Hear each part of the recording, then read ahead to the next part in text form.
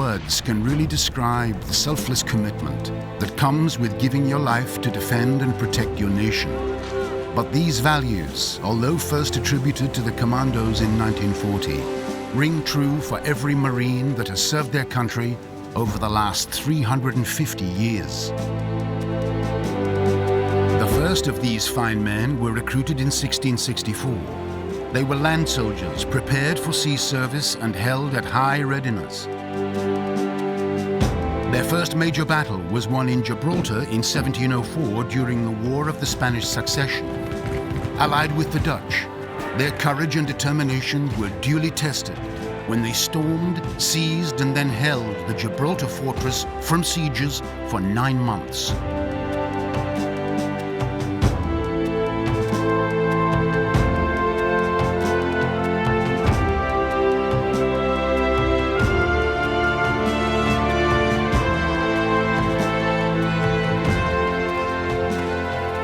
Throughout the 18th and 19th century, they became a key part of a ship's company, ensuring the security of officers and helping maintain discipline within the ship's crew. But more importantly, when in battle, they engaged the enemy, whether firing from positions on ship or fighting in boarding actions.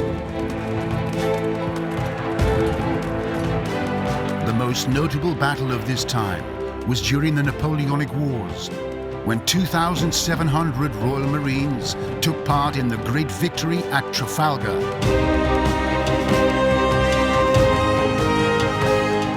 As a direct result of this battle, Britain secured global supremacy at sea.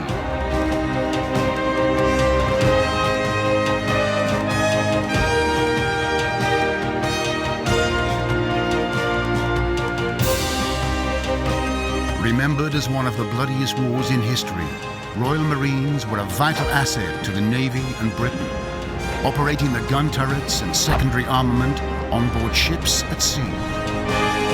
On land, they fought heroically in the trenches on the Western Front, in the bold amphibious campaign at Gallipoli, and they led the famous assault on the harbor at Zeebrugge.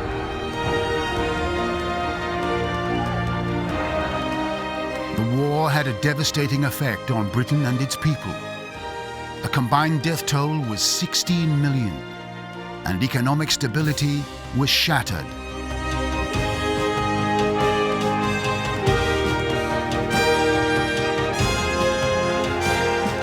In September 1939, the world was once again plunged into war.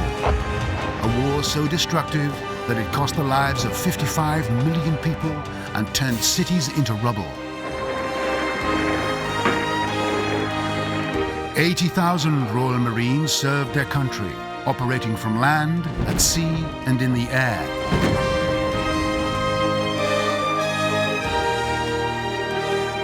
It was here that the first commandos performed skilled raids on targets in German-occupied Europe. These raiders wore the distinctive green beret that is still worn by Royal Marines today.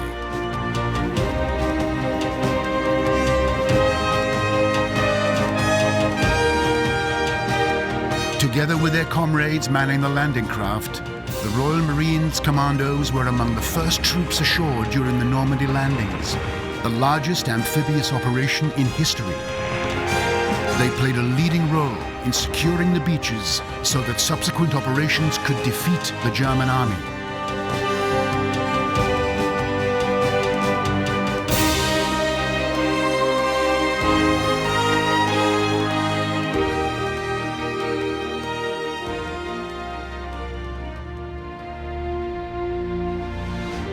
The retention of the commando role and the associated amphibious capability developed in the Second World War became the focus of the Royal Marines' future. Since 1945, they have seen action almost every year, with 1968 the only exception.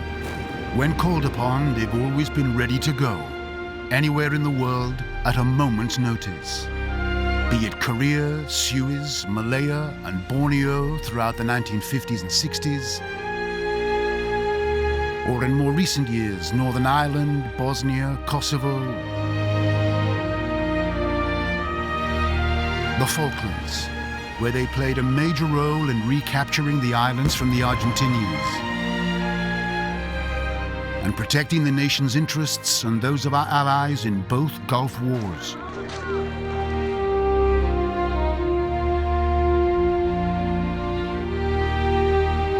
Today's battles vary greatly to those fought in the 19th century, but Marines are a highly adaptable force, and this was proven in the ever-changing landscape of the war in Afghanistan. It began as thankless, kinetic warfare, slowly gaining land and clearing insurgents. This then turned into finding and defusing deadly IEDs, helping to clear and rebuild villages so that locals could return to their homes and feel safe once again.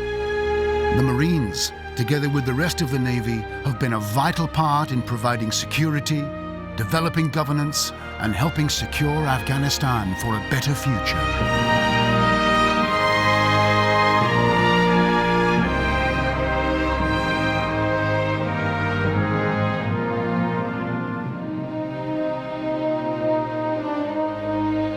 Throughout the battles the Royal Marines have been involved in over the last 350 years, they have lost many men. Men who fought with courage, bravery, and valor, making the ultimate sacrifice for their country and its interests. And they continue to do so to this day. No matter what the challenge, the Royal Marines have the skills, training, and state of mind to deter, defend, and defeat any potential threats to the United Kingdom. And, like those before them, they are prepared to fight and win anywhere in the world.